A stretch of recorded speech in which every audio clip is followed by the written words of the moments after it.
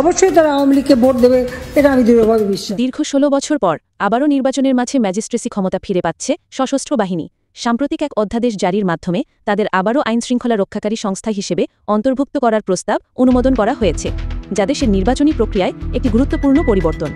দীর্ঘ 16 বছর একছত্রভাবে শাসনের পর জুলাই অভ্যুত্থানে পতন ঘটে আওয়ামী লীগ সরকারের।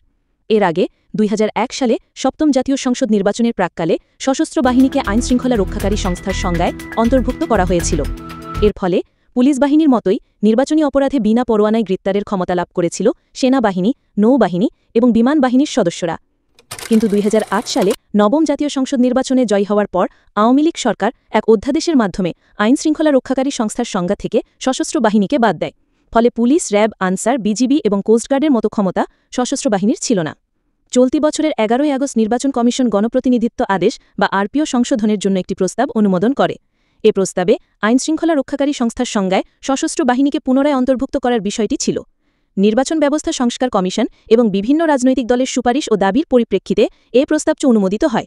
বর্তমানে রাষ্ট্রপতির অধ্যাদেশ জারির মাধ্যমে এ প্রস্তাব বাস্তবায়নের পথে রয়েছে। এ পদক্ষেপকে স্বাগত জানিয়েছেন নির্বাচন সংশ্লিষ্ট বিশেষজ্ঞরা। নির্বাচনে সেনাবাহিনী আইনশৃঙ্খলা রক্ষাকারী সংস্থা হিসেবে দায়িত্ব পালন করলে তা সুষ্ঠু নির্বাচনের জন্য সহায়ক হবে।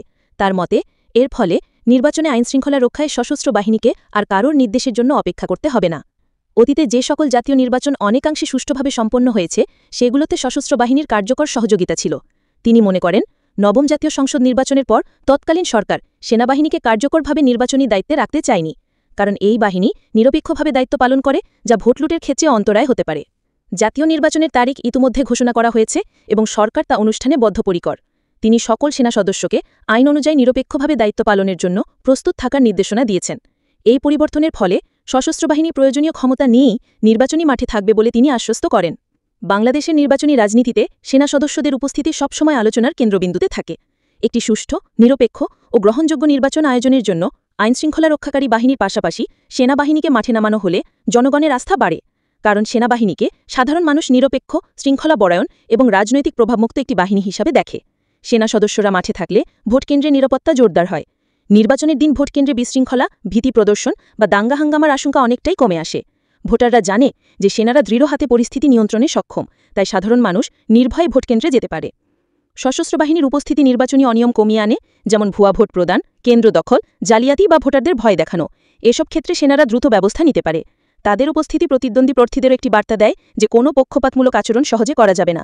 ফলে প্রতিযোগিতাটা হয় অনেক বেশি সুষ্ঠু। সেনা সদস্যরা মাঠে থাকা রাজনৈতিক দলগুলোর মধ্যে আস্থার সংকট দূর করতে সহায়তা করে। অনেক সময় বিরোধী দলগুলো অভিযোগ করে থাকে যে পুলিশ বা স্থানীয় প্রশাসন সরকারের প্রভাবাধীন, কিন্তু সেনাবাহিনীকে সাধারণ মানুষ নিরপেক্ষ মনে করে। ফলে বিরোধী দলও নির্বাচন প্রক্রিয়ায় অংশগ্রহণে আরও আশ্বস্ত হয়। এছাড়া সেনারা নির্বাচন এলাকা জুড়ে টহল দিলে সামগ্রিক আইনশৃঙ্খলা পরিস্থিতি নিয়ন্ত্রণে থাকে। শুধু নির্বাচনের দিন নয়, নির্বাচন এবং নির্বাচন পরবর্তী সময়েও সহিংসতা ঠেকাতে তাদের উপস্থিতি অত্যন্ত কার্যকর। গ্রামাঞ্চল থেকে শুরু করে শহর, সব জায়গায় মানুষ নিরাপত্তার ছায়া অনুভব করে।